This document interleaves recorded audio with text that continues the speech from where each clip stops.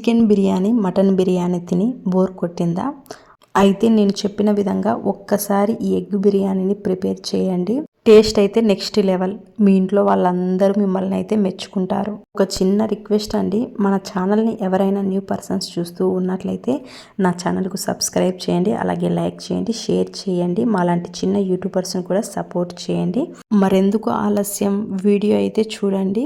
Egg biryani prepare చేసుకోవడానికి కావలసిన ingredients: eggs కావాలి. ఎగ్స్ని ఈ విధంగా అయితే ఉడకబెట్టుకొని పక్కన అయితే ఉంచుకోవాలి. నెక్స్ట్ అయితే మనము ఒక కడాయిని తీసుకొని కడాయిలోకి వాటర్ను యాడ్ చేయాలండి. ఈ వాటర్లోకి 2 చెక్క, 2 లవంగాలు, 1 యాలుక, బిర్యానీ ఆకు, నెక్స్ట్ తగినంత ఉప్పును యాడ్ చేయాలి. మనం ఎన్ని బియ్యాన్ని అయితే తీసుకుంటామో అంత బియ్యానికి తగినంత ఉప్పును అయితే యాడ్ చేయాలండి. నెక్స్ట్ అయితే మనం స్టవ్ను ఆన్ చేసి స్టవ్ మీద ఈ వాటర్ను బాగా కాగేంత వరకు అయితే వేడి అనేది చేసుకోవాలి. ఇప్పుడు వచ్చేసి మనము ఒక సైడ్ అయితే ఎగ్ కర్రీని ప్రిపేర్ చేసుకుందామండి.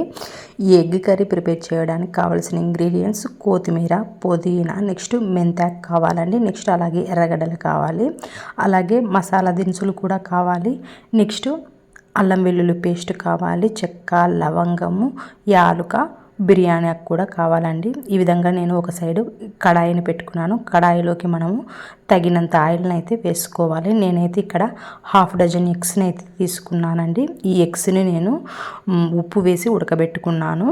ఈ ఆయిల్ అనేది బాగా వేడైన తర్వాత దీనిలోనికి మనము చెక్క, లవంగాలు, యాలుకను వేయాలండి. ఆయిల్ వేడైన తర్వాత మాత్రమే మనం వీటిని వేస్తే కనుక దానిలో ఉన్నటువంటి ఫ్లేవర్ మొత్తం మనకైతే ఈ ఆయిల్లోకి అయితే వస్తుందండి.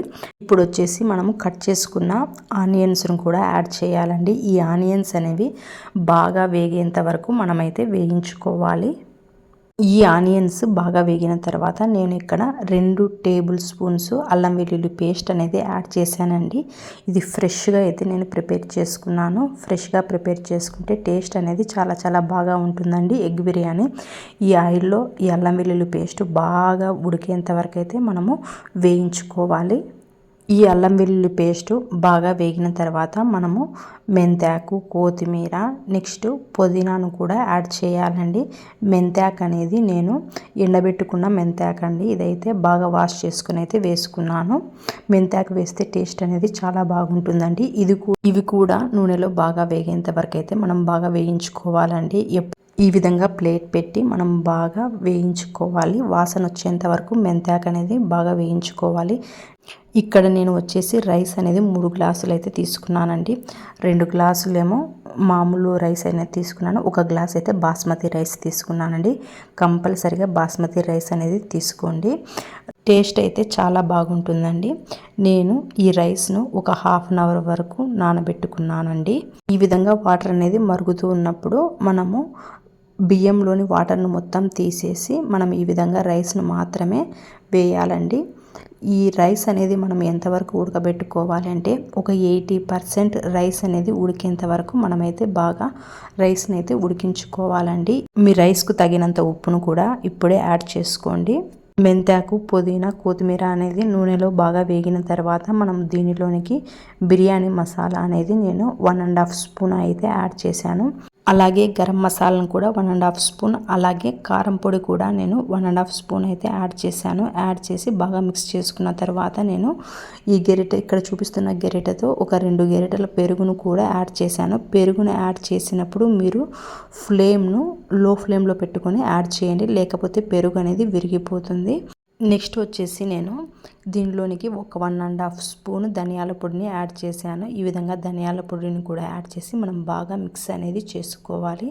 నెక్స్ట్ మనము ఉడకబెట్టుకున్న ఎగ్స్ని మనము మధ్యలో ఘాట్లు అనేవి పెట్టి మనం దీనిలోకి ఎగ్స్ని కూడా యాడ్ చేయాలి. అలాగే కొద్దిగా పసుపును కూడా యాడ్ చేయండి. నేను చెప్పడం అయితే మర్చిపోయాను అనుకుంటా. అలాగే దీనిలోనికి ఒక 1/2 చెక్క నిమ్మకాయను కూడా పిండుకోవాలండి.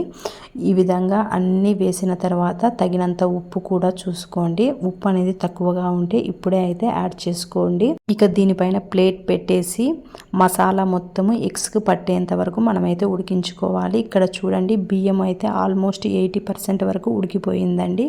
రైస్ని ఈ విధంగా బొక్కల గిన్నెలో వడపోసుకోవాలి. ఎగ్ కర్రీ కూడా ఆల్మోస్ట్ ఉడికిపోయిందండి. ఈ విధంగా అయితే మనకు కలర్ అనేది రావాలండి. అప్పుడే మనకు టేస్ట్ అనేది చాలా బాగా ఉంటుంది.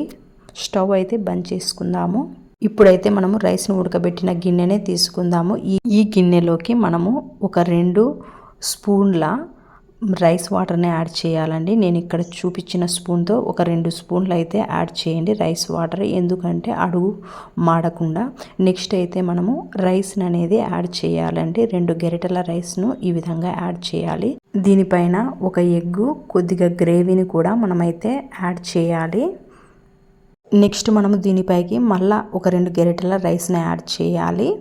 అలాగే ఒక ఎగ్గు, మళ్ళా కొద్దిగా గ్రేవీని కూడా యాడ్ చేయాలి. ఈ ప్రాసెస్నే మనము రైస్ ఎగ్ కర్రీ అయిపోయేంత వరకు రిపీట్ చేయాలండి.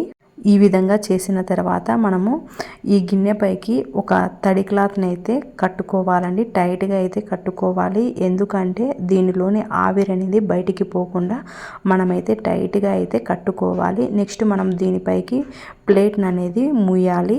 నెక్స్ట్ మనం దీనిపైకి బరువునైతే పెట్టాలండి. రైస్ వాటర్ ఉంటుంది కదండి, దానిని అయితే నేను బరువుగా అయితే పెట్టాను. నెక్స్ట్ స్టవ్ను ఆన్ చేసి సిమ్లో పెట్టుకొని మనము ఒక 10 మినిట్స్ వరకు దమ్ అయితే చేసుకోవాలి. 10 మినిట్స్ దమ్ చేసుకున్న తర్వాత మనమైతే స్టవ్ను అయితే బంద్ చేసుకోవాలండి. ఇకైతే మనము ఒక 20 మినిట్స్ వరకు ప్లేట్ని అయితే అస్సలు ఓపెన్ చేయకూడదండి. అప్పుడు మాత్రమే మనము పర్ఫెక్ట్గా కరెక్ట్గా అయితే ఎగ్ బిర్యానీ అయితే రెడీ అవుతుందండి. 20 మినిట్స్ తర్వాత మనమైతే ఓపెన్ చేసి చూద్దామండి. కరెక్ట్గా పర్ఫెక్ట్గా అయితే ఎగ్ బిర్యానీ అయితే రెడీ అయిపోయిందండి. ఇప్పుడైతే మనం సర్వ్ చేసుకుందామండి. ఎంత బాగా వచ్చిందంటే అంత బాగా వచ్చిందండి. టేస్ట్ అయితే నెక్స్ట్ లెవెలే అండి. మీరు కూడా ఒకసారి ట్రై చేయండి. చికెన్ బిర్యానీ మటన్ బిర్యానీ కన్నా టేస్ట్ అనేది చాలా చాలా బాగా ఉంటుందండి.